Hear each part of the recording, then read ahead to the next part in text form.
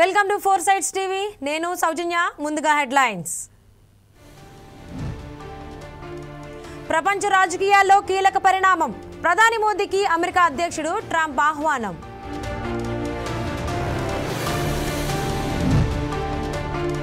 మరింత లోతుగా నకిలీ మద్యం కేసు విచారణ. సిట్ వేసిన ముఖ్యమంత్రి చంద్రబాబు.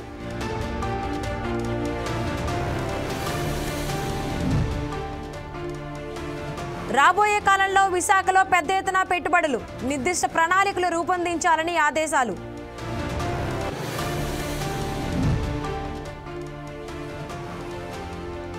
సమ్మక్క సారలమ్మలను దర్శించుకున్న సీతక్క. ఆలయ అభివృద్ధికి కట్టుబడి ఉన్నామన్న మంత్రి.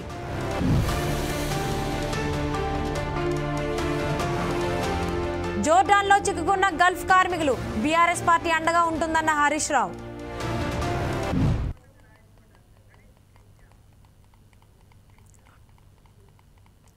ప్రపంచ రాజకీయాల్లో కీలక పరిణామం చోటు చేసుకుంది. భారత ప్రధాని మోదీకి అమెరికా అధ్యక్షుడు డొనాల్డ్ ట్రంప్ ఆహ్వానం పలికాడు. గాజా శాంతి ఒప్పందానికి ట్రంప్ ఆహ్వానం పంపారు. ఈజిప్టులోని షర్మ్ ఎల్ షేఖ్లో శాంతి ఒప్పందం జరగనున్నది. ట్రంప్తో పాటు ఈజిప్ట్ అధ్యక్షుడు అబ్దెల్ ఫతా అల్ సిసి నుంచి కూడా మోదీకి ఆహ్వానం అందింది. ఈ నేపథ్యంలో దౌత్యపరంగా ప్రాధాన్యత సంతరించుకుంది. ఈ కీలక సమావేశం గాజాలో సుదీర్ఘ యుద్ధానికి ముగింపు పలికి శాంతి, సుస్థిరత నెలకొల్పడమే లక్ష్యంగా షర్మ్ ఎల్ షేఖ్లో జరగనుంది.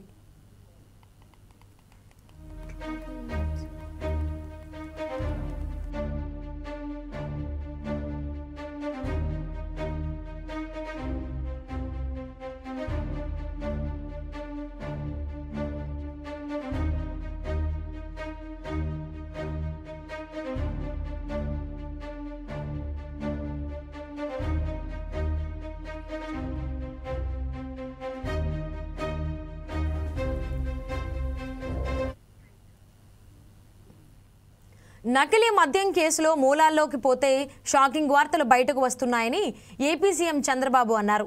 దీనిపై మరింత సమాచారం కోసం సిట్ వేస్తున్నామని తెలిపారు. అశోక్ కుమార్, రాహుల్ దేవ్ శర్మ, చక్రవర్తి, మల్లికా ఖర్గే ఎక్సైజ్ శాఖలో మరొకరితో సిట్ వేస్తున్నామని చెప్పారు. దీని వెనుక ఉన్న ఆఫ్రికా లింకులు కూడా బయటకు వస్తాయన్నారు. మళ్ళీ ఇలాంటి నేరాలు చేయాలంటే వెన్నులో వణుకు పుట్టేలా చేస్తా అని చంద్రబాబు తెలిపారు.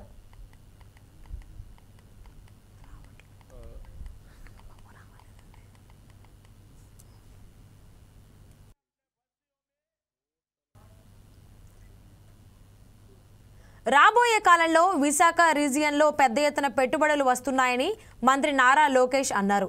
ఇందుకు కావాల్సిన మౌలిక వసతులపై నిర్దిష్ట ప్రణాళికలు రూపొందించాలని అధికారులను ఆదేశించారు.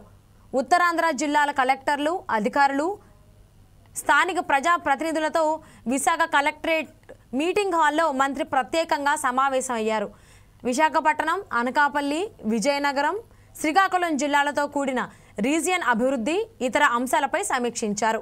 ఈ సందర్భంగా భవిష్యత్ అవసరాలను దృష్టిలో పెట్టుకుని విశాఖపట్నం దశ మారేలా అభివృద్ధి ప్రణాళికలు సిద్ధం చేయాలని ఆదేశించారు. బెంగళూరు, పూణే లాంటి నగరాల్లో ఉండే ట్రాఫిక్ సమస్యలు ఇక్కడ ఉత్పన్నం కాకుండా చూడాలన్నారు. విస్తారమైన రోడ్లను అభివృద్ధి చేయాలని సూచించారు. విశాఖకు పెద్ద ఎత్తున కంపెనీలు వస్తున్నాయని దానికి తగ్గట్టుగా మాస్టర్ ప్లాన్లు సిద్ధం చేసుకుని ముందుకు వెళ్లాలని తెలిపారు. 30 ఏళ్ల భవిష్యత్తును ఊహించి ప్రణాళికలు రూపొందించాలని మంత్రి లోకేష్ స్పష్టం చేశారు.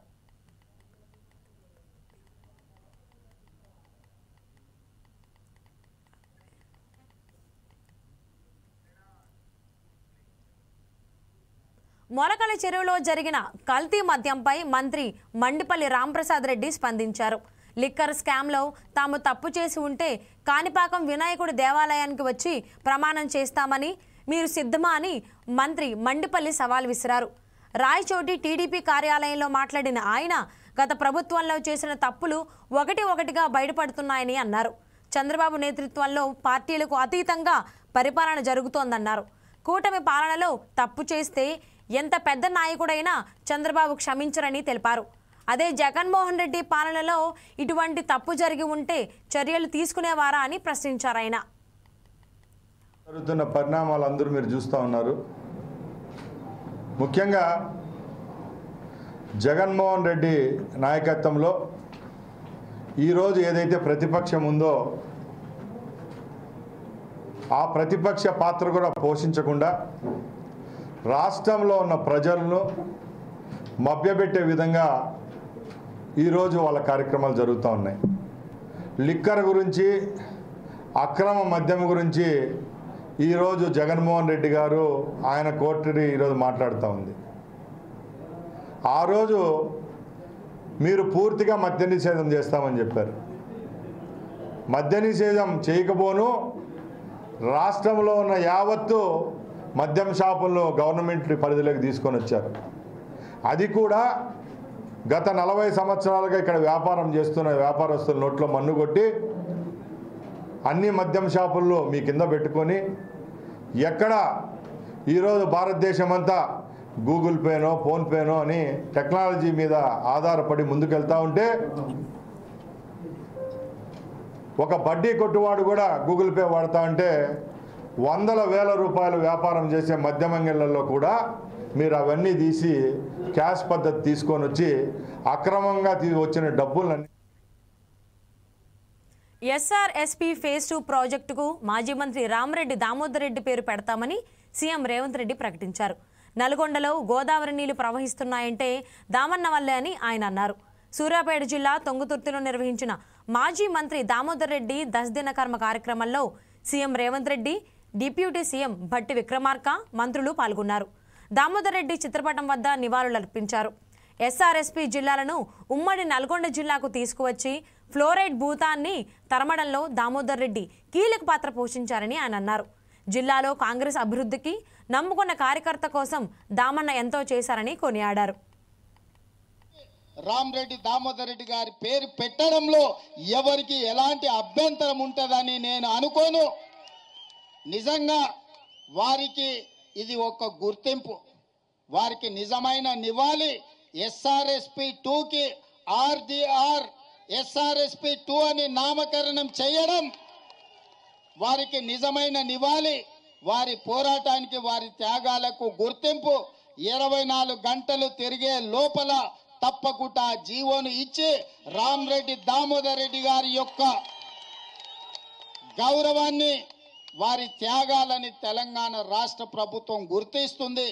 ఎస్ఆర్ఎస్పీకి రామరెడ్డి దామోదర్ రెడ్డి గారి పేరు పెట్టడంలో ఎవరికి ఎలాంటి అభ్యంతరం ఉంటుందని నేను అనుకోను.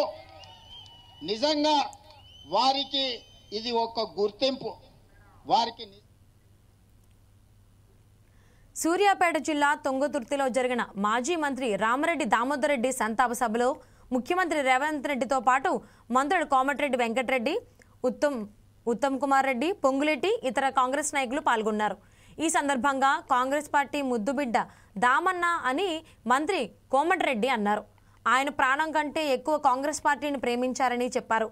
కార్యకర్తలకు అండగా పార్టీ కోసం తన రక్తాన్ని ధారపోశారని కొనియాడారు. దామోదర్ రెడ్డి మరణం కాంగ్రెస్ పార్టీకి తీరని లోటు అని చెప్పారు. కాంగ్రెస్ అంటేనే తన ప్రాణం కంటే ఎక్కువ ప్రేమించే మన దామన్న లేని సంతాప సభ ఇది. మన ముఖ్యమంత్రి గారు వారి కుటుంబానికి ధైర్యం చెప్పి, ఇక్కడ ప్రజలకు ధైర్యం చెప్పి, నేనున్నానని చెప్పడానికి వారు మన ఇంటికి పోయి వచ్చి ఈరోజు సంతాప సభ కూడా రావడం జరిగింది. ఈరోజు నిజంగా నల్గొండ జిల్లాలో ఒకే ఒక్కడుగా 85 ఒకే ఎమ్మెల్యే ఉండి 12 కాన్స్టిట్యూన్సీ తిరుగుతూ కాంగ్రెస్ పార్టీ కోసం తన రక్తాన్ని దారం పోసి ఈ ప్రాంత అభివృద్ధే కాదు, కార్యకర్తలు అప్పుడున్న దౌర్జన్యాలలో కార్యకర్తలకు అండగా ఉంటూ, మనకు దామన్న అంటే తెలియని వ్యక్తి లేడు. దాంతోపాటు ఈ ప్రాంతంలో శ్రీరామ్ సార్ ప్రాజెక్టు కోసం వేలాది మంది రైతులతో కలిపి స్వయంగా అతను కూడా పాల్గొని ఆ రోజు ప్రతిపక్ష నాయకుడు రాజశేఖర రెడ్డి గారిని కూడా పిలిపించి రక్త తర్పణ బిందెల కొద్ది రక్తాన్ని దారబోసి ఆ ప్రాజెక్టు రావాలని పోరాటం చేసి సాధించిన ఏఐసిసి అధ్యక్షులు మల్లికార్జున ఖర్గేను తెలంగాణ పర్యాటక సాంస్కృతిక శాఖ మంత్రి జూపల్లి కృష్ణారావు కలిశారు. ఢిల్లీలో ఖర్గేను పరామర్శించారు. ఆయన ఆరోగ్య పరిస్థితిని అడిగి తెలుసుకున్నారు. త్వరగా కోలుకోవాలని ఆకాంక్షించారు.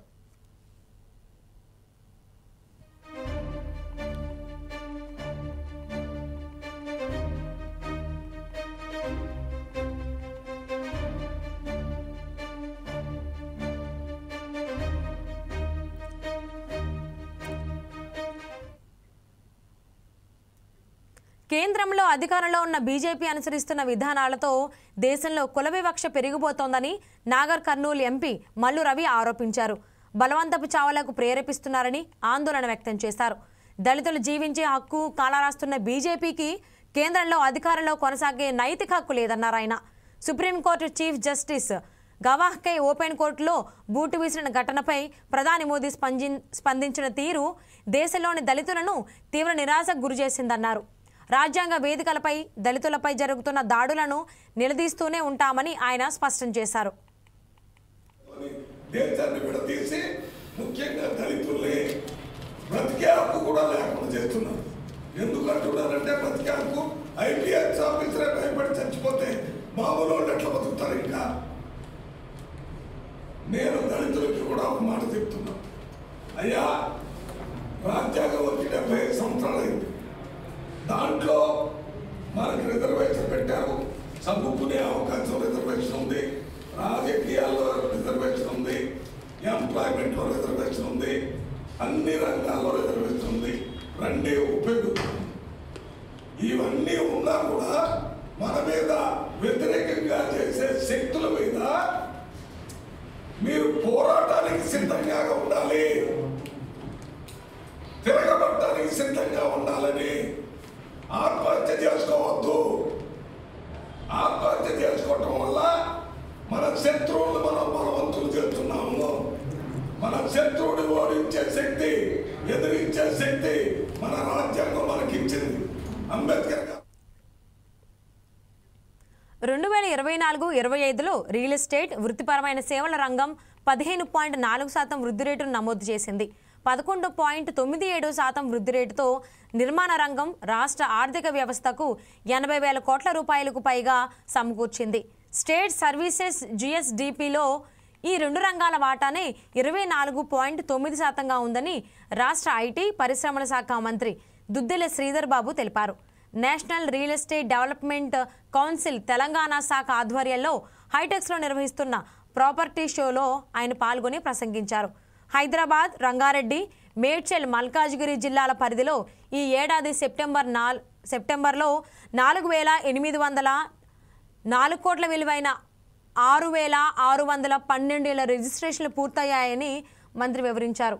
Metro phase 2, Bharat future city, Musi సుందరీకరణ, రీజనల్ రింగ్ రోడ్డు తదితర ప్రతిష్టాత్మక ప్రాజెక్టులతో తెలంగాణ రూపురేఖలు మారిపోనున్నాయని ధీమా వ్యక్తం చేశారు.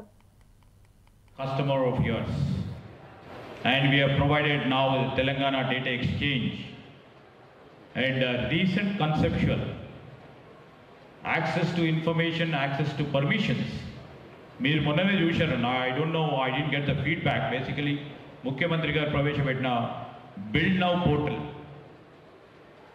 The main objective is to bring in speed, transparency and accountability to the real estate. Mulugu జిల్లా తాడ్వాయి మండలం మేడారంలోని సమ్మక్క సారలమ్మ ఆలయాన్ని రాష్ట్ర పంచాయతీరాజ్ శాఖ మంత్రి సీతక్క సందర్శించారు. ఈ సందర్భంగా సమ్మక్క సారలమ్మ తల్లులను దర్శించుకుని ప్రత్యేక పూజలు నిర్వహించి మొక్కులు చెల్లించారు. మేడారం అభివృద్ధి పనులు ప్రారంభమవుతున్న నేపథ్యంలో ఆ పనులు వేగంగా సాగి రాబోయే మేడారం మహాజాతరకు ముందు పూర్తవ్వాలని తల్లులను ప్రార్థించారు. జాతర సమయంలో లక్షలాది మంది భక్తులు విచ్చేసే ఈ ప్రాంతంలో సదుపాయాల అభివృద్ధికి ప్రభుత్వం కట్టుబడి ఉందని మంత్రి స్పష్టం చేశారు. తల్లుల దీవెనలతో మేడారం అభివృద్ధి కార్యక్రమాలు విజయవంతంగా పూర్తవుతాయని ఆమె విశ్వాసం వ్యక్తం చేశారు.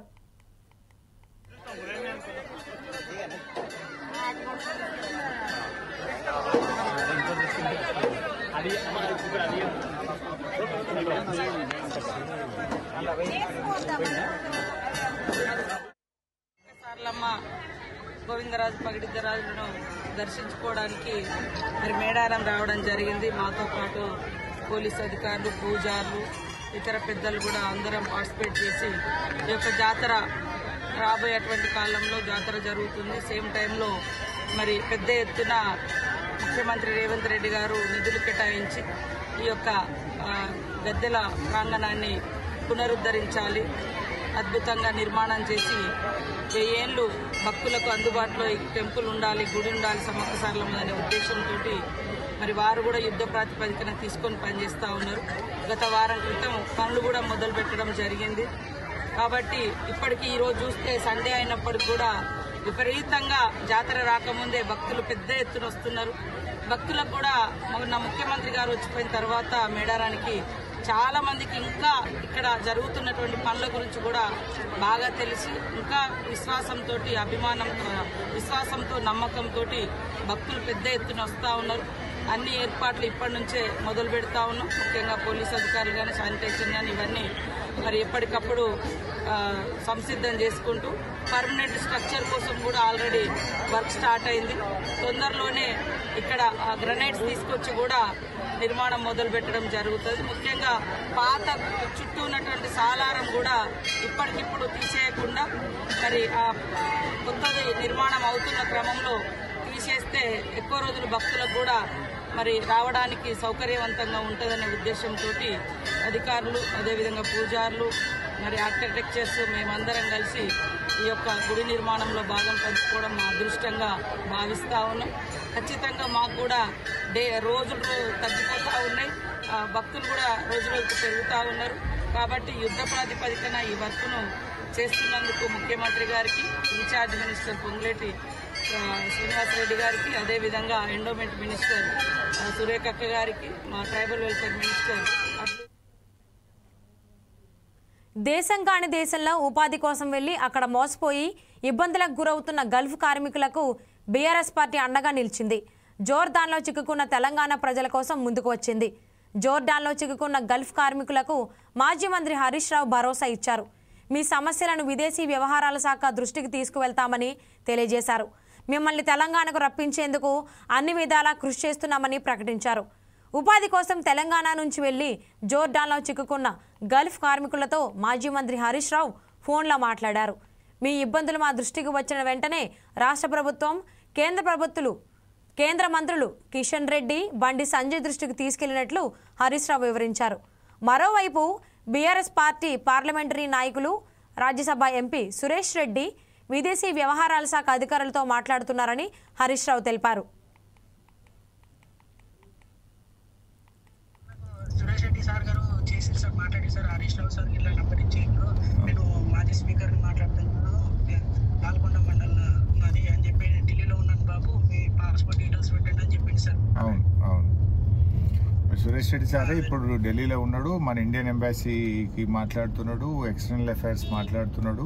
నేనే చెప్పిన ఎట్లన్నా మన పిల్లల్ని తీసుకొచ్చుకుందామన్నా కొద్దిగా సీరియస్ తీసుకోండి అంటే పాపం సురేష్ రెడ్డి గారు వారు ఇప్పుడు ఎంపీ, మన బీఆర్ఎస్ పార్టీ రాజ్యసభ ఎంపీ, వారే సీరియస్ తీసుకొని ప్రయత్నం చేస్తున్నారు.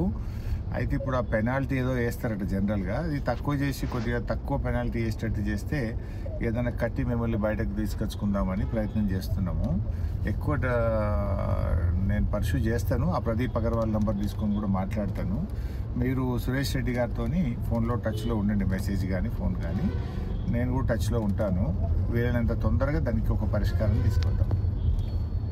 పెనాల్టీ అంటే పెనాల్టీ కట్టేంత లేదు సార్, ఏంటంటే 1 year అది ఇక్కడ కంట్రీలోనే లేదన్నారు, ఎందుకంటే ఇతరులు వేరే కంపెనీలు ఉన్నారు సార్ మన తెలంగాణ. పెనాల్టీ అనేది లేదు సార్, చాలా ఇచ్చారు మీరు, దాని ఉద్దేశంతో మేము అంటున్నాం సార్. అదే మాట్లాడుతున్నారు సార్ మనకు బీసీల శత్రువు బీజేపీ అని రుజువైందని TPCC general secretary Chenagani Dayakar అన్నారు. మల్కాజ్గిరి ఎంపీ ఈటెల రాజేందర్ బీసీల ద్రోహిగా మారొద్దంటూ సూచించారు. కాంగ్రెస్ ప్రభుత్వానికి, పార్టీకి మద్దతుగా బీసీలు కలిసి రావాలని కోరారు.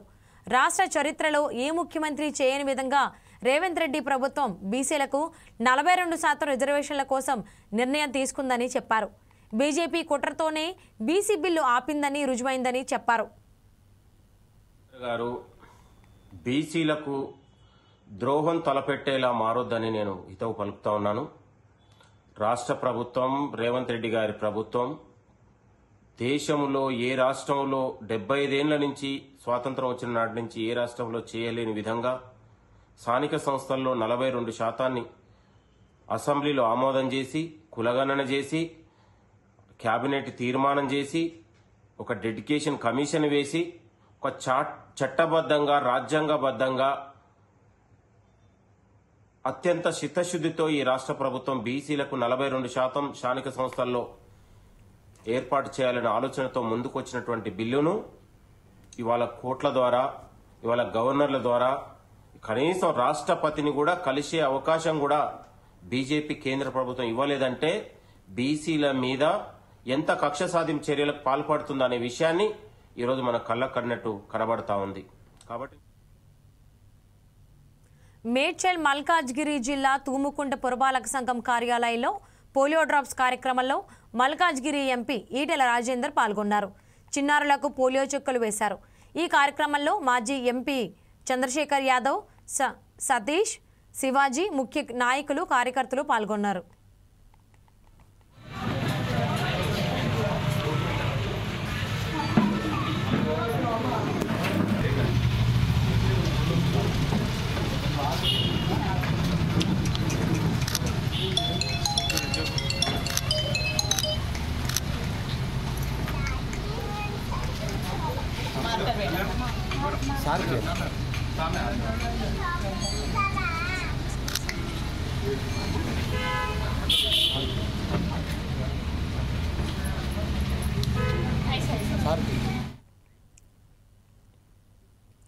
జాతిపిత మహాత్మా గాంధీపై సోషల్ మీడియాలో అనుచిత వ్యాఖ్యలు చేసిన నటుడు శ్రీకాంత్ అయ్యంగార్ మా సభ్యత్వాన్ని రద్దు చేయాలని ఎమ్మెల్సీ బల్మూరి వెంకట్ డిమాండ్ చేశారు. మా అసోసియేషన్ అధ్యక్షుడు మంచు విష్ణువును కలిసి ఫిర్యాదు చేశారు. సినీ పరిశ్రమకు కళంకం తెస్తున్న శ్రీకాంత్ అయ్యంగార్పై సినీ పెద్దలు చర్యలు తీసుకోవాలని కోరారు. పబ్లిసిటీ కోసం పిచ్చిగా వాగుతున్నారని మండిపడ్డారు. 2 రోజుల సమావేశం ఏర్పాటు చేసి చర్యలు తీసుకుంటామని అసోసియేషన్ ట్రెజరర్ శివబాలాజీ హామీ ఇచ్చారు.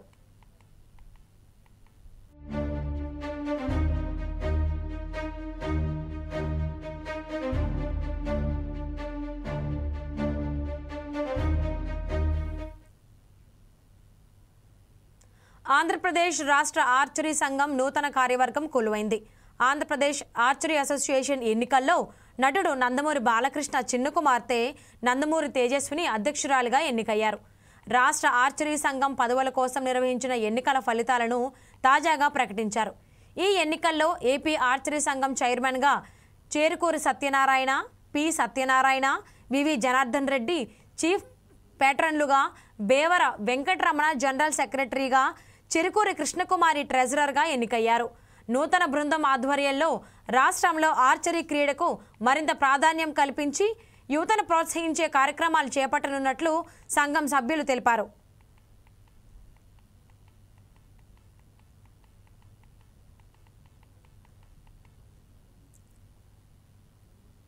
ఇప్పుడు విడిపోయిన తర్వాత కానీ ఆర్చరీ అగ్రస్థానాల్లోనే మంచి మెడల్స్ ఇస్తుంది.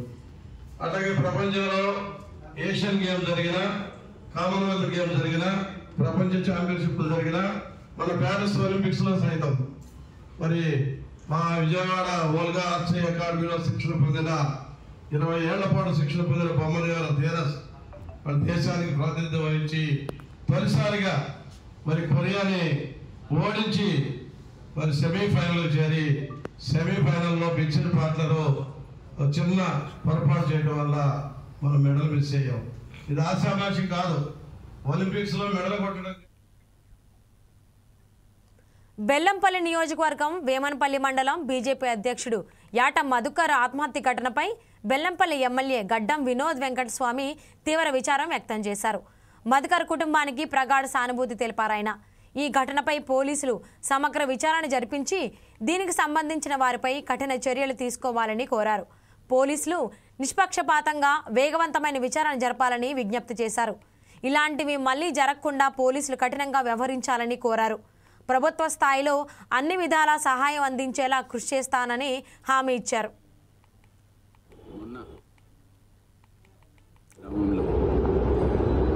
చాలా బాధాకరమైన ఇన్సిడెంట్ అయింది.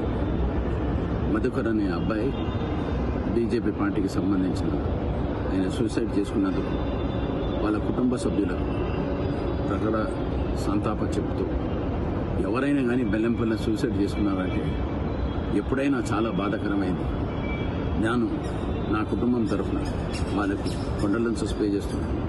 ఈ ఇన్సిడెంట్ అయిన తర్వాత కన్సర్న్డ్ పోలీస్ అధికారులకు ప్రత్యేకంగా చర్చ ప్రకారంగా గవర్నమెంట్ గైడ్ లైన్స్ ప్రకారంగా ఇన్వెస్టిగేషన్ చేసి ఎవరు దీంట్లో బాధ్యతలు ఉన్నారో వాళ్ళ మీద అప్రాపరియేట్ యాక్షన్ తీసుకోమని వాళ్ళకి ఆదేశాలు ఇచ్చాను. పోలీస్ అధికారులు వాళ్ళు తీసుకున్న ఎంక్వైరీ అయిన తర్వాత వాళ్ళు చేసే ఏముందో లా ప్రకారంగా మన చట్టం ప్రకారంగా ఏ చేయాలనో ఆ గైడ్ లైన్స్ వాళ్ళు ప్రోటోకాల్. హైదరాబాద్లోని హయత్ నగర్ బొడ్రాయి పునఃప్రతిష్టాపన మహోత్సవ కార్యక్రమంలో ఎమ్మెల్యే సుధీర్ రెడ్డితో కలిసి మాజీ మంత్రి ఎమ్మెల్యే హరీష్ రావు పాల్గొన్నారు. ఈ పండుగను సంయుక్తంగా నిర్వహించిన కుల పెద్దలకు ఈ ప్రాంత ప్రజలకు అభినందనలు తెలిపారు. గ్రామ దేవత అమ్మవారి ఆశీస్సులతో అందరూ సంతోషంగా ఉండాలని ఆకాంక్షించారు. గత సంప్రదాయాన్ని అందరూ పాటించి ఇంత ఘనంగా జరుపుకోవడం సంతోషంగా ఉందన్నారు. దసరా, బతుకమ్మ, బొడ్రాయి పండుగ అయిన కుటుంబం అంతా సంతోషంగా జరుపుకునే ఆనవాయితీ తెలంగాణలో ఉందన్నారు. పెద్దలకు, మా హయత్ నగర్ గ్రామ పెద్దలకు, అక్కాచెల్లెలకు, అన్నదమ్ములకు, మీడియా మిత్రులకు అందరికీ పేరు పేరున నమస్కారం. బొడ్రాయి పండుగ అనేది మనం అందరం కూడా గ్రామాల్లో పాత రోజుల్లో కూడా ఇప్పుడు కూడా చేసుకుంటూ ఉంటాం. గ్రామ దేవత ఆ అమ్మవారి ఆశీస్సులు ఉంటే ఊరంతా సుభిక్షంగా ఉంటుంది. ఆ ఊరిలో ఉండే ప్రజలందరూ కూడా సుఖ సంతోషాలతో ఆరోగ్యంగా ఉంటారు. ముఖ్యంగా గతంలో పాత రోజుల్లో ఊళ్ళల్లో కలరా, డయేరియా, వివిధ రకాల వ్యాధులు వచ్చినప్పుడు అమ్మవారికి మొక్కి అమ్మవారికి అక్కడ బలిచ్చి ఈ గ్రామానికి శాంతి జరగాలి, గ్రామ ప్రజలు బాగుండాలి, ప్రజలందరూ ఆరోగ్యంగా ఉండాలని చాలా గొప్పగా ఈ పండుగను గ్రామాల్లో నిర్వహించుకునేవాళ్ళం. తమకు హాని కలిగించే బల్క్ డ్రగ్ పార్కును తక్షణం నిలుపుదల చేయాలంటూ గంగపుత్రులు రోడ్డెక్కారు. నక్కపల్లి వద్ద 4 గంటల సేపు జాతీయ రహదారిని దిగ్బంధించారు. నక్కపల్లి మండలంలోని మత్స్యకార గ్రామమైన రాజయ్యపేటలో మత్స్యకారులు బల్క్ డ్రగ్ పార్క్ను వ్యతిరేకంగా 29 రోజులుగా దీక్షలు కొనసాగిస్తున్నారు. అయినప్పటికీ ప్రభుత్వం స్పందించలేదు. జిల్లా కలెక్టర్ వచ్చే వరకు ఈ ఉద్యమం ఆపేది లేదని మత్స్యకారులు స్పష్టం చేశారు. నక్కపల్లి ఎస్ఐ సన్నిబాబుని వెంటనే సస్పెండ్ చేయాలన్నారు. చేతకాని హోంమంత్రి వంగలపూడి అనిత రాజీనామా చేయాలంటూ డిమాండ్ చేశారు.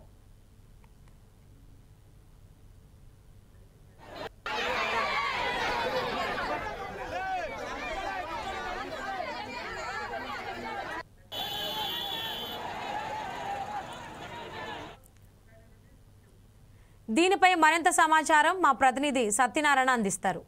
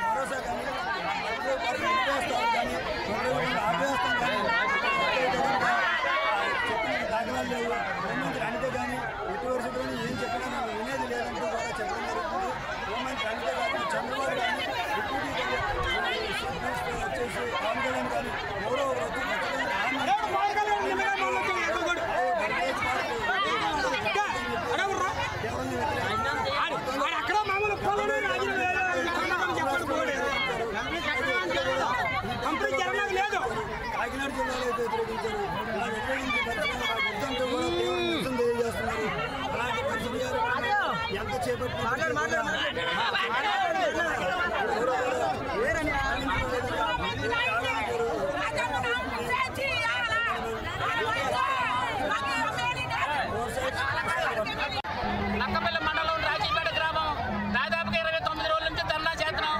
మాది సంఘీభాగ బలానికి బోడుపాటి రామచంద్ర యాదవ్ అని ఎందుకు ఆపినట్టు ఒక రెవడియా లేకపోతే ఒక గుండ లేకపోతే బాంబులు పేలించడా ఏ విధంగా పెంచుతుంది బాగా మద్దతించడానికి మీరు వస్తే పోలీసు వాళ్ళు మీరు నక్కపల్లి వద్ద మత్స్యకారుల పోరాటంతో జిల్లా కలెక్టర్ విజయ్ కృష్ణన్, జిల్లా ఎస్పీ తుహిన్ సిన్హా దిగివచ్చారు. రహదారిపై బైఠాయించిన వారితో కలెక్టర్ మాట్లాడారు. సమస్య పరిష్కారానికి చర్యలు తీసుకుంటామని చెప్పారు. ఈరోజు రాజేపేట విలేజర్స్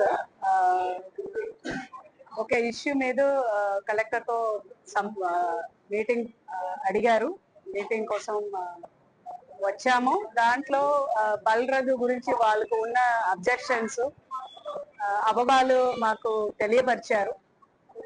వాళ్ళు చెప్పిన ప్రతి ఇష్యూని మేము జాగ్రత్తగా విన్నాము, నోట్ చేసుకున్నాము. ఈరోజు వాళ్ళు చెప్పిన ప్రతి దానిది మన లెవెల్లో అంటే జిల్లా స్థాయిలో మేము ఏమేం చేయగలుగుతామో అవి అన్ని ప్రతి ఇష్యూని మేము వాళ్ళకు సపోర్ట్ గానే సాల్వ్ చేస్తాము. అలాగే ఏమేమి ఇష్యూ పాలసీ లెవెల్లో ఉన్నాయో అవి అన్ని గవర్నమెంట్ కి కమ్యూనికేట్ చేసి దాని మీద ప్రభుత్వం అడ్వైస్ ని తీసుకొని ఫర్దర్ గా మేము ముందుకు వెళ్ళడం జరుగుతుంది. దీని మీద విలేజర్స్ కూడా మాకు మీరు పేషెంట్ హియరింగ్ ఒక రోజు ఇవ్వాలి అని అడగడం జరిగింది. దానికి కూడా మేము మీటింగ్ చేయడానికి ఏర్పాట్లు చేసుకుంటాము, ప్రజలతో కూర్చొని వాళ్ళు చెప్పిన మంచిర్యాల జిల్లా చెన్నూరు పట్టణంలో విషాదం చోటు చేసుకుంది. మహంకాళివాడకు చెందిన గడల ముండి అనే రైతు తీవ్ర ఆర్థిక ఇబ్బందులను తట్టుకోలేక క్రిమి సంహారక మందు సేవించి ఆత్మహత్యకు పాల్పడ్డాడు. గత కొన్నేళ్లుగా కాళేశ్వరం ప్రాజెక్టు బ్యాక్ వాటర్ కారణంగా పొలాలు తరచూ ముంపుకు గురవుతున్నాయని, పంటలు వరుసగా నష్టపోవడంతో జీవనాధారంగా పూర్తిగా కోల్పోయాడు. పంటలు నష్టపోవడంతో అప్పులు పెరిగిపోవడంతో తీవ్ర మానసిక వేదనతో ఆత్మహత్య చేసుకున్నట్లు బంధువులు కన్నీటి పర్యంతమయ్యారు. సమాచారం అందుకున్న చెన్నూరు పోలీసులు సంఘటనా స్థలానికి చేరుకుని కేసు నమోదు చేసి దర్యాప్తు ప్రారంభించారు. మృతదేహాన్ని పోస్టుమార్టం నిమిత్తం చెన్నూరు ప్రభుత్వ ఆసుపత్రికి తరలించారు.